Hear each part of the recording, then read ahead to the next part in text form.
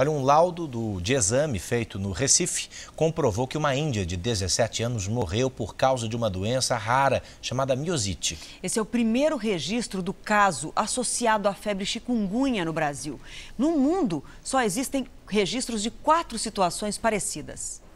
O resultado dos exames surpreendeu os médicos do Hospital da Restauração no Recife. O laudo comprovou que a morte de Daniele Marques de Santana, de 17 anos, aconteceu devido a uma doença que provoca paralisia dos músculos e atinge o sistema nervoso, a miosite.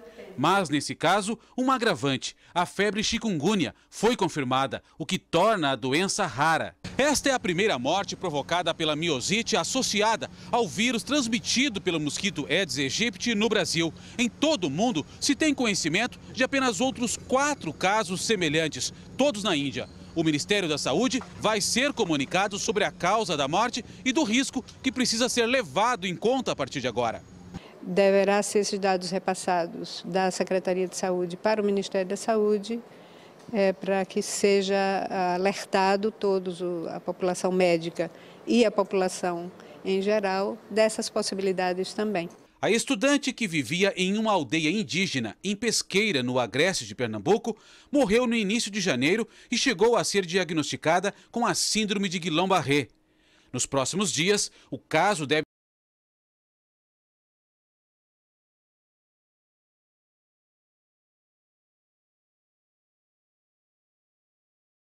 A Organização Mundial da Saúde fez um alerta para que os países do continente se preparem para a chegada do verão no hemisfério norte.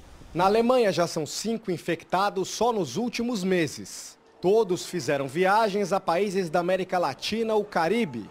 Por conta do clima frio, o Aedes aegypti não existe na Alemanha, mas alguns especialistas temem que um outro mosquito, o Aedes albopictus, presente no sul da Europa, também possa propagar a doença. No Brasil, o vírus estaria relacionado com casos de microcefalia em recém-nascidos, o que aumenta a preocupação das autoridades europeias. O Serviço Público de Saúde daqui do Reino Unido fez um alerta para que casais evitem a gravidez por 30 dias, caso um dos parceiros tenha viajado para os países mais atingidos pelo Zika, entre eles o Brasil. Os homens que visitaram as regiões afetadas foram ainda orientados a usar preservativo nas relações por pelo menos 4 semanas. Ao menos 6 britânicos já contraíram a doença, todos contaminados fora do país. A epidemia já se espalhou por mais de 20 nações. A Venezuela divulgou hoje que 255 casos da síndrome de Guillain-Barré estão vinculados ao Zika. A doença é autoimune e ataca o próprio sistema nervoso. No aeroporto de Santiago, no Chile, viajantes receberam panfletos com orientações sobre o vírus. Na Ásia, autoridades malaias disseram que o país, que já enfrenta um grande número de casos de dengue, está vulnerável à epidemia do Zika vírus.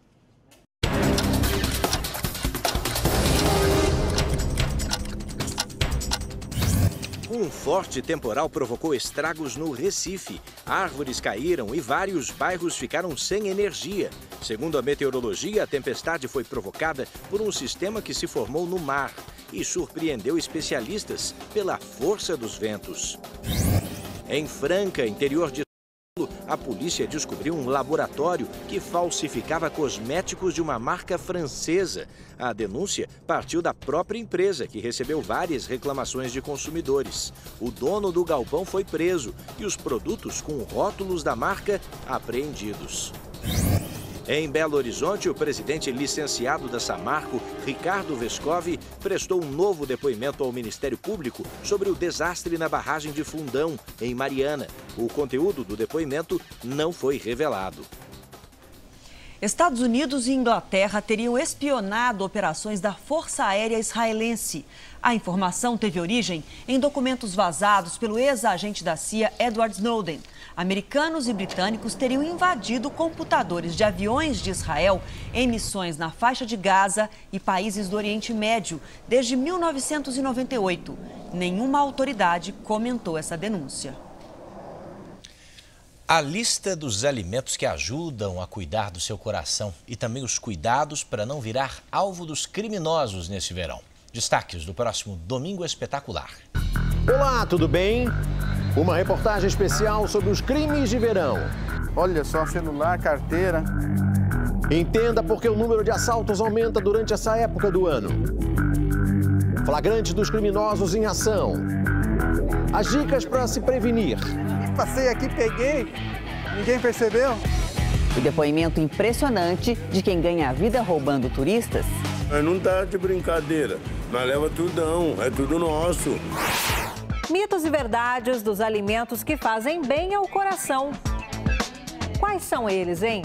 E como eles agem no organismo. É sempre bom nós termos saúde em primeiro lugar. Você vai conhecer as gorduras do bem.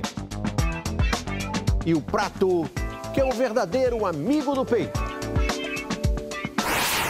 A história da preguiça que resolveu atravessar a estrada e provocou a maior confusão. Conheça o fim dessa história. E afinal, o bicho preguiça é preguiçoso mesmo? E como esse animal famoso pela lentidão consegue sobreviver no mundo acelerado? Você não pode perder o nosso encontro neste domingo. Depois da Hora do Faro. Até lá. E a seguir, o Ministério Público Federal denuncia Neymar por crimes de sonegação fiscal e falsidade ideológica. E ainda nesta edição, o que você acha de treinar na praia durante o expediente de trabalho?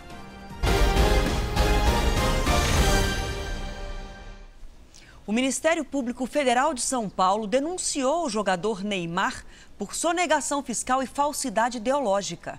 O juiz da 5ª Vara da Justiça Federal de Santos analisa a denúncia do Ministério Público Federal. Neymar, o pai dele e dirigentes do Barcelona são acusados pelos procuradores de sonegação fiscal e falsidade ideológica. Não há um prazo determinado para que a justiça decida se os 4 serão transformados em réus. A denúncia é sobre os valores que a empresa do jogador recebeu do Barcelona em 2013. A assessoria do jogador diz que ainda não foi notificada oficialmente sobre a denúncia do Ministério Público. A transferência do atacante do Santos para o clube espanhol ainda gera muita polêmica. A Justiça da Espanha também investiga supostas irregularidades nas negociações que envolveram milhões de euros. E Neymar vai depor no próximo dia 2. E agora essa, olha aqui, um grupo de conselheiros do São Paulo pede que o Ministério Público investigue se o ex-presidente do clube, Carlos Miguel Aidar, recebia comissão para negociar jogadores. Na véspera de estrear no Campeonato Paulista, o São Paulo foi surpreendido por um adversário extracampo. O Ministério Público abriu uma investigação contra o clube. O objetivo é apurar se houve a prática de crimes contra o patrimônio da entidade e de lavagem de dinheiro, principalmente na contratação de jogadores. O pedido de investigação foi feito pelo advogado e ex-secretário de Segurança Pública do Estado, Marco Petreluzzi, representante de 18 conselheiros do São Paulo. Ele baseia o requerimento em 2 fatos. A gravação de áudio em que o então presidente do clube, Carlos Miguel Aidar, oferece repartir comissão com o diretor de futebol Ataíde Gil Guerreiro pela contratação de um jogador. E esse negócio do São Paulo que a gente pode fazer? Ele me paga honorários. Mas eu faço por 5 dinheiro. Não é nem chefe, tem gasto nenhum. Nem por cento, nem para mim. O caso Iago Maidana também é exemplo de suspeita. O zagueiro poderia ter sido contratado por R$200 mil junto ao Criciúma, mas com a entrada de intermediários, o negócio custou 2 milhões ao clube. Para o advogado, a investigação que começa com o São Paulo pode apresentar ramificações e evoluir para outros clubes. A FIFA está comprometida, a Conmebol está comprometida, a CBF está sob investigação, tem gente presa. Quer dizer, o ambiente do futebol é um ambiente onde a lavagem de dinheiro, onde a prática de comissões indevidas tem acontecido em todos os lugares. E nos clubes não há de ser diferente. O custo das obras para a Olimpíada do Rio de Janeiro subiu 400 milhões de reais desde agosto do ano passado. A maior parte desse dinheiro foi usada em estruturas móveis, como arquibancadas e geradores. As obras estão em dia. 47 projetos têm prazo de conclusão definido. O orçamento também está praticamente fechado. Segundo a autoridade pública olímpica, o Rio está pronto para os Jogos. Todos os projetos da matriz de responsabilidade eles têm prazo, responsável e valor de execução. Algumas obras foram entregues antes do prazo, mas o orçamento subiu. O valor chegou a mais de 7 bilhões de reais. 60% desses gastos pagos pela iniciativa privada. Um acréscimo de 400 milhões de reais em relação à última atualização de agosto do ano passado. Segundo a Autoridade Pública Olímpica, o aumento tem duas explicações. A montagem de arquibancadas temporárias em alguns locais de competição, como na Baía de Guanabara, onde serão disputadas as provas de vela. E também o aluguel de geradores de energia para as arenas esportivas. A gente tem expectativa de que pequenos ajustes ainda possam acontecer nos projetos que já estão inseridos na matriz, para fazer o fechamento, a apresentação final da matriz de responsabilidade. Estão fora dessa conta as obras de infraestrutura, como metrô, corredores expressos de transporte e os gastos com a operação dos Jogos. E os Jogos Olímpicos do Rio agitam também outras cidades brasileiras. A equipe inglesa de canoagem está se preparando em Belo Horizonte. E o nome da lagoa onde eles treinam não poderia ser mais apropriado. O nome Lagoa dos Ingleses nunca fez tanto sentido. Desde o início do mês, parte da delegação olímpica britânica já está treinando em Nova Lima, na região metropolitana de Belo Horizonte.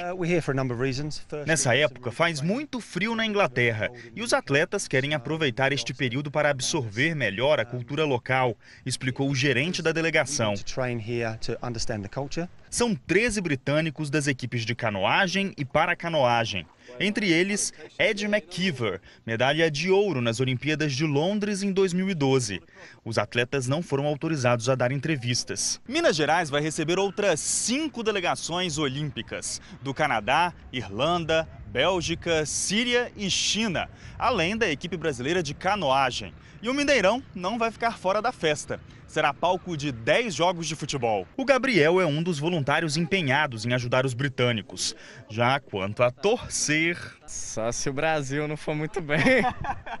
Record, emissora oficial dos Jogos Olímpicos Rio 2016.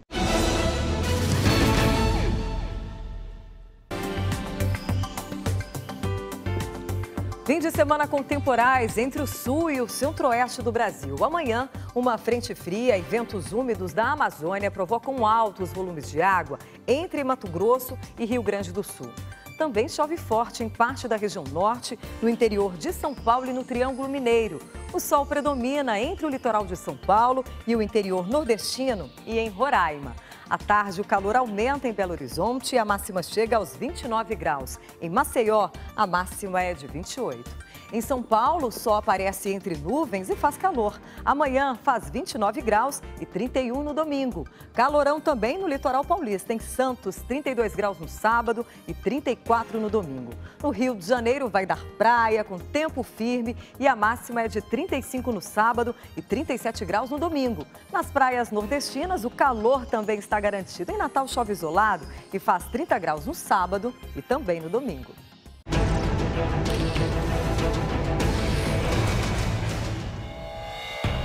Imagens da estação do BRT no Rio de Janeiro mostram o momento exato em que o menino Kaique, de 4 anos, leva um choque. Após sofrer a descarga elétrica na roleta, o menino é carregado no colo e um funcionário libera a passagem.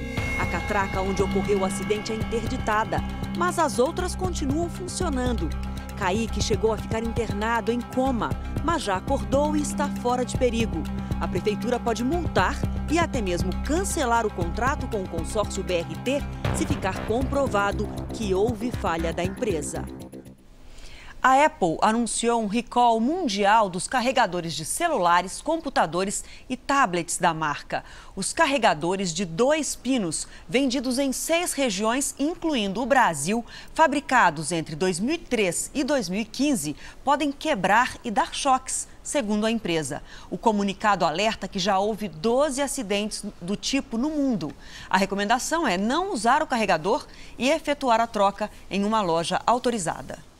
A crise impulsionou a abertura de microempresas pelo país no último ano, na maioria dos casos por absoluta necessidade. As pessoas têm que se reinventar, né? São muitos brasileiros que perderam o emprego e buscaram novas formas de ganhar dinheiro. Para a empresa ser um sucesso, A dona tem que botar a mão, ou melhor, a espátula, na massa. Eu venho para a cozinha, eu peso o bolo, bato o bolo, tiro do forno, desenformo, tudo para atender o cliente. Com a fábrica e loja de bolos caseiros, Adriana virou microempresária, como queria fazia bastante tempo.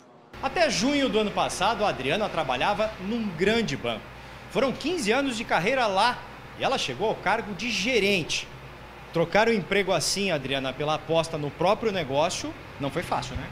Não foi fácil. Foi muito bem pensado, dá uma insegurança, dá um frio na barriga, mas a gente tem que arriscar. No início de 2014, o país tinha 4,5 milhões de micro e pequenas empresas. No fim do ano passado, esse número chegou a 6,5 milhões. O gerente do Sebrae, serviço que dá apoio a pequenos negócios, diz que o crescimento não foi só pela vontade de empreender de muitos brasileiros, mas também pela necessidade de profissionais que perderam o emprego e precisaram trabalhar por conta própria. O maior desafio é que 6 em cada 10 empresas fecham antes de completar 5 anos. Esse empreendedor normalmente ele não se prepara, então ele não faz um planejamento e não busca informações, que são as duas principais causas aí de fechamento de empresa, aliado com uma falta de conhecimento de gestão e de perfil empreendedor. Depois de um ano de planejamento, Fabiana e Priscila abriram uma pequena indústria.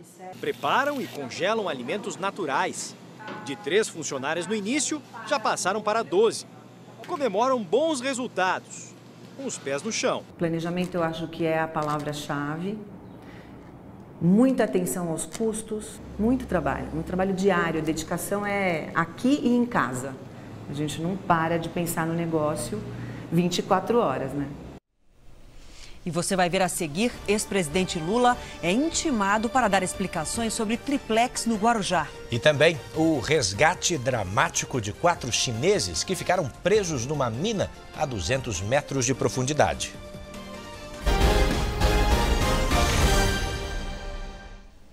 O ex-ministro José Dirceu, que está preso em Curitiba, prestou depoimento ao juiz Sérgio Moro. O delator Fernando de Moura, amigo de Dirceu, que havia inocentado o ex-ministro num depoimento, mudou a versão novamente, por se sentir ameaçado. Antes do depoimento, José Dirceu circulou pelo prédio da Justiça Federal em Curitiba, aparentando tranquilidade. Ele ficou 2h30 frente a frente com o juiz Sérgio Moro. Segundo o advogado de José Dirceu, o ex-ministro negou ser o líder do esquema de cobrança de propinas na Petrobras, mas admitiu que teve a reforma de um imóvel dele paga por um operador de subornos da construtora Engevix. Ele admitiu as suas culpas, então ele disse que é verdade que o Ricardo pagou, que o Milton pagou a reforma do apartamento dele da casa. Ele falou que aquilo era uma relação pessoal, ele ficou de pagar depois não pagou, e que é verdade que ele estava preso, eles acabaram de fazer a casa. Há uma discussão com relação aos valores, quanto custou, quanto não custou. Os seus pecados ele admitiu. Ainda segundo a defesa, José Dirceu disse que a indicação do ex-diretor da Petrobras, Renato Duque, foi do PT e não dele. O ex-vice-presidente da construtora Engevix, Gerson Almada, também foi ouvido pela Justiça nessa tarde. Na saída, um grupo de manifestantes cercou o carro dele. O Ministério Público Federal pediu que o juiz Sérgio Moro ouça novamente um dos delatores da Operação Lava Jato, Fernando de Moura. Ele confessou que mentiu porque foi ameaçado. Na semana passada, durante um depoimento ao juiz, o lobista negou ter recebido um conselho do ex-ministro José Dirceu para deixar o país em 2005. O senhor mencionou que o senhor, na época do mensalão, deixou o país por qual motivo? Eu deixei. Aí nessa declaração, até depois que eu assinei, que eu fui ler, eu disse que foi que o Zé Dirceu me orientou a isso. Não foi esse o caso. Mas, na nova conversa que teve com os procuradores, Moura mudou mais uma vez o depoimento e disse que Dirceu o aconselhou sim a ir embora do Brasil. Essa recomendação dele, do senhor sair do Brasil, era para não expor esse escândalo, essas propinas pagas e etc. Esse era o contexto que ele recomendou o senhor sair do Brasil. Visava proteger o José Dirceu também? Nesse caso, sim, porque eu protegia a ele e a mim. Fernando de Moura explicou que mentiu por medo. Uma pessoa me abordou: oi, tudo bem? Falei: tudo bem, como é que estão seus netos no sul? Eu falei: tão bem, obrigado. E o cara falou: dá um abraço no Léo, tchau. Aí eu pensei, falei: quem vai perguntar dos meus netos, vai perguntar do pai primeiro. Eu fiquei totalmente transtornado com relação a isso. E ia negar toda a minha delação, só não ia negar 2 atos. Eu defini que eu ia fazer isso em proteção à minha família. A Polícia Federal ouviu hoje 2 presos da última fase da Operação Lava Jato, que investiga o prédio no Guarujá, onde a família do ex-presidente Lula teria um triplex. A publicitária Neuci Warkin, que aparece como proprietária de um imóvel no mesmo edifício, disse aos delegados que comprou o apartamento com o dinheiro do trabalho dela. O Ministério Público não acredita nessa versão e diz que Neuci é, na verdade, uma laranja que esconde o nome do verdadeiro dono. Bom, a respeito desse assunto ainda, o ex-presidente Lula e a mulher dele, Marisa Letícia, foram intimados pelo Ministério Público de São Paulo a depor sobre o triplex no condomínio Solares, em Guarujá, litoral de São Paulo. O depoimento está marcado para 17 de fevereiro. O dono da empreiteira OAS, Léo Pinheiro, e também o engenheiro Igor Pontes, que teria participado da reforma do imóvel, foram chamados a depor. O Ministério Público e a Força Tarefa da Lava Jato suspeitam que um triplex desse edifício pertença à família do ex-presidente Lula. O condomínio começou a ser construído em 2003 pela Bancop, Cooperativa dos Bancários de São Paulo, dirigida na época por João Vacari Neto, ex-tesoureiro do PT. Em 2009, a Bancop quebrou e a obra acabou sendo concluída pela empreiteira OAS, envolvida na corrupção da Petrobras. Em depoimentos, empresas de engenharia e funcionários do prédio disseram que Lula e Dona Marisa estiveram no apartamento durante a reforma, que custou quase R$800 mil. A investigação aponta que a OAS pode ter usado o condomínio como uma forma de repassar dinheiro desviado da Petrobras. Outra propriedade que também é alvo da investigação é este sítio que fica aqui em Atibaia, a 80 quilômetros de São Paulo. O imóvel, conforme afirmam testemunhas da Operação Lava Jato, foi todo reformado pela empreiteira Odebrecht a pedido do ex-presidente Lula e estaria sendo utilizado por ele e pela família desde o segundo mandato do ex-presidente. O sítio fica numa área de 173 mil metros quadrados e está registrado no nome de 2 sócios do filho do ex-presidente Fábio Luiz da Silva, o Lulinha. A reforma teria custado cerca de R$500 mil só em materiais, que teriam sido comprados neste depósito, a 5 quilômetros da propriedade. A reforma foi comandada por um engenheiro da empreiteira Odebrecht, Frederico Barbosa. Ele confirmou a participação, mas disse que foi durante as férias e não cobrou nada pelos serviços.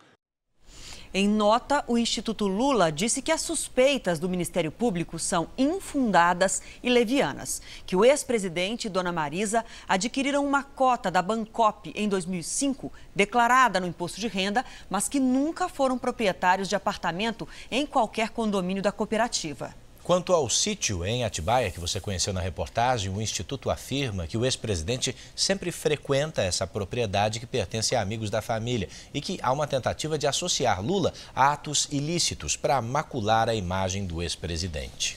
Agora, as notícias internacionais. Na Alemanha, uma pesquisa mostrou que boa parte da população quer a renúncia da chanceler Angela Merkel por causa da política de refugiados.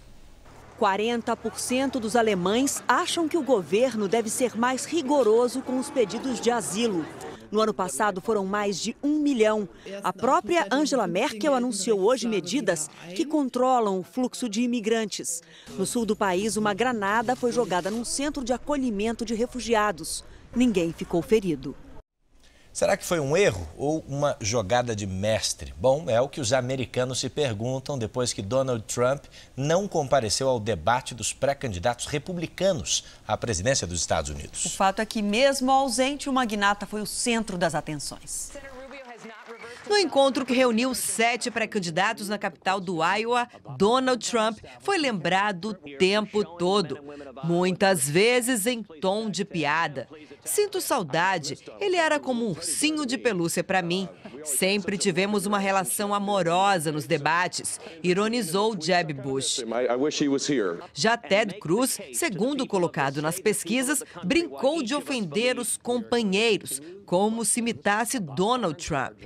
Eu sou um maníaco e todos aqui são estúpidos, gordos e feios. Trump disse que faltaria ao debate por não concordar com a escolha da jornalista mediadora. Além disso, o canal afirma que o milionário pré-candidato teria exigido $5 milhões para comparecer. No mesmo horário, a 5 quilômetros dali, Trump promoveu um evento de caridade, onde arrecadou $6 milhões para os veteranos de guerra. Se vou ganhar mais votos, se vou perder, ninguém sabe. Mas é pelos nossos veteranos. O debate teve a metade da audiência do primeiro confronto em agosto do ano passado. Cerca de 12 milhões a menos de telespectadores. Trump continua liderando com folga as intenções de voto para as primárias, que vão definir os candidatos oficiais da corrida presidencial. A disputa começa na segunda-feira, no estado do Iowa. Na China, 4 mineiros foram resgatados depois de passar 36 dias soterrados. Os homens foram içados um a um. A operação durou 2 horas. Eles estavam a 200 metros de profundidade. Esse acidente na mina aconteceu justamente no dia de Natal. 29 pessoas trabalhavam no local quando parte da mina desmoronou. Uma morte foi confirmada e outras 13 pessoas continuam desaparecidas. Aqui no Brasil, mais um reflexo da crise econômica, o setor imobiliário deve perder neste ano 20% dos recursos para financiamento. E quem mais sofre é quem pretende vender imóveis e não consegue. É um apartamento e tanto, 170 metros quadrados, sala grande, lazer e tudo mais. O preço já foi de R$1.700.000, mas o dono baixou 200 mil. Mesmo assim, segundo a corretora, ele não consegue vender. Isso já faz 2 anos. Porque as pessoas têm medo, elas têm medo de comprar. Hoje, porque o crédito está mais difícil. Em São Paulo, as placas dizem bastante sobre o que acontece com os imóveis no país. Muitos vendedores para poucos compradores. E se os negócios não fecham, o setor todo estremece. A retração do mercado imobiliário é sentida também nas linhas de financiamento. Desde que começou a fechar em 2014, a torneira do crédito vem liberando cada vez menos dinheiro para empréstimos. Para este ano, a expectativa de queda é de 20%. Os mais de 75 bilhões disponibilizados no ano passado para financiamentos de imóveis devem cair para 60 bilhões de reais este ano. Para o consumidor, os imóveis devem manter uma estabilidade de preços. E acredito que na parte de financiamento, a menos que a gente tenha alguma surpresa, também um movimento de estabilidade de preços do financiamento. Esse apartamento no litoral paulista também está à venda. O preço inicial já baixou e vários compradores apareceram, mas até agora, nada. Agora está faltando vender.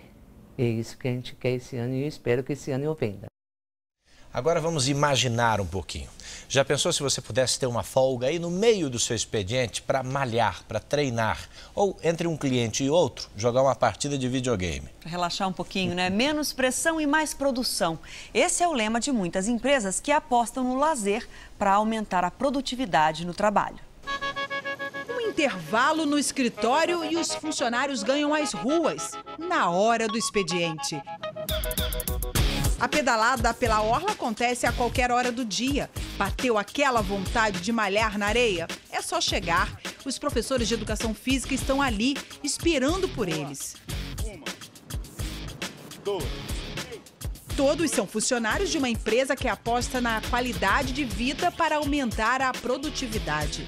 Nesta multinacional, o horário para se exercitar é flexível. Basta combinar diretamente com o chefe e a liberação é instantânea. Daqui, esse grupo segue direto para o chuveiro e depois vai almoçar. Tudo sem se preocupar com o relógio. É impressionante como o esporte e a questão da vida ativa contribui para uma maior aproximação entre nós, colegas de trabalho, né? E isso tem um resultado direto na nossa produtividade. Bom, galera, boa tarde para todo mundo. Eu queria apresentar para vocês hoje brevemente o planejamento de comunicação que a gente tem. Nem tudo é o que parece. Ana é diretora de uma agência de marketing e design digital e está em plena reunião com a equipe. O megafone é um estímulo a mais para animar os funcionários.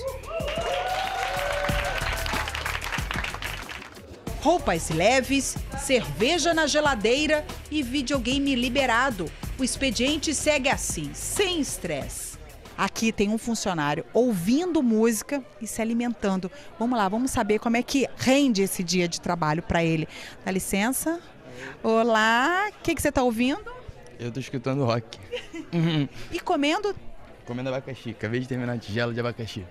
O dia rende? Rende bastante. Tem mais ideias? Muito mais. Fica mais descontraído. Acho que fica bem melhor.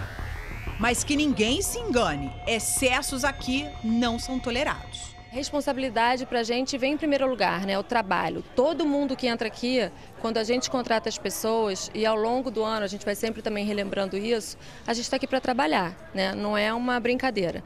Quando a gente está à vontade, a gente consegue trabalhar muito melhor. E realmente a gente acredita que o resultado final é infinitamente melhor. Se rende mais no trabalho, tá bom, né?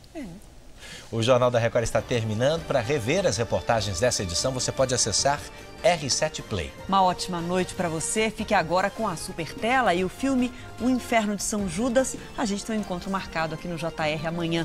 Até lá. Então, uma boa noite, um excelente fim de semana e até amanhã.